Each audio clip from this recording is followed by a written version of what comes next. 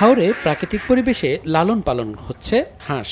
আর্থিকভাবে লাভবান হওয়ায় এই অঞ্চলে প্রতিনিয়ত বাড়ছে খামারির সংখ্যা। বর্ষাকাল পর্যন্ত অনায়াসে বিস্তীর্ণ ভূমি ব্যবহার করে পালন করা হয় হাঁস, আর গ্রীষ্মে নিচু এলাকাগুলোতে হাঁস পালন করা হয়।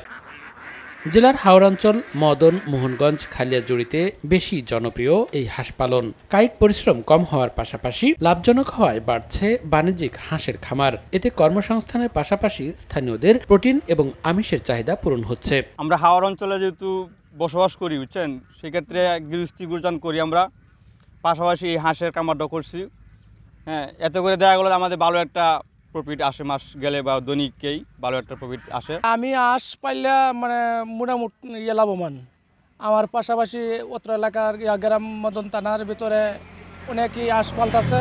এটা পালতে সুবিধা, হাওড় অঞ্চল তো জায়গা আছে, জায়গাতে হাতে যে মনে করেন যে জায়গায় পানির মধ্যে সারে রাখছে, পানিতে সারে রাতে হাঁসের মনে করেন যে সহজেই পালন করতে পারতেছে, তেমন একটা বেশি টাকা ইনভেস্ট করতে হচ্ছে না। এই যে এখানে 2000 হাঁস আছে, আমরা 2 জন থাকি রেগুলারই। এরা নিজের কায়ে দিলে আমার 200 ডিমও দেওয়া যায়, এরকমভাবে 200 ডিমের দাম মনে করুন 2000 টাকা। 2000 টাকা ডিম থাকলে দৈনিক মাসা করতে হয় 6000 টাকা। আমরা রোজ খরচ হইতে আপনার 13 থেকে 13,500 টাকা, আর বিক্রি হয় ধরেন 20-21-এর মতন। এতে করে দেওয়া যায় সপ্তাহ পরে 40,000 টাকা আশঙ্কা করা যায়। 40% বেশি গ্লো, বিশ্বে 1 নম্বর গ্লো ক্রিম, নতুন গ্লো এন্ড লাভলি।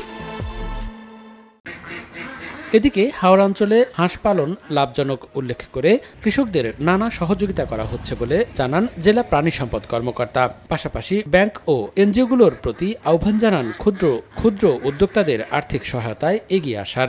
আমরা হাঁস খামারিদের জন্য পর্যাপ্ত সুযোগ সুবিধা দিচ্ছি, ট্রেনিং দিচ্ছি, এবং নেত্রকোনায় একটা আমাদের হাঁসের ডিমের হ্যাচারি স্থাপন করা হয়েছে। শুধু হাঁসের ডিমই উৎপাদন করা হয় এবং অত্র অঞ্চলে খামারিদের মধ্যে বিতরণ করা হয়, এবং এটা অনেক চাহিদা বেশি। আমরা ডিম উৎপাদন করে শেষ করতে পারতেছি না, শেষ করার আগেই ডিমের বাচ্চার বুকিং চলে আসে। সুতরাং আমার মনে হয় যে আরও বেসরকারি পর্যায়ে যদি এখানে আরও হ্যাচারি স্থাপন করা হয় তাহলে জনগণ আরও বেশি উপকৃত হবে বলে আশা করি। জেলায় ছোট বড় মিলিয়ে প্রায় 6000 হাঁসের বাণিজ্যিক খামার আছে। এছাড়া প্রায় অধিকাংশ পরিবারেই ব্যক্তিগত পর্যায়ে পালন করা হয় হাঁস। সময় সংবাদ, নেত্রকোনা।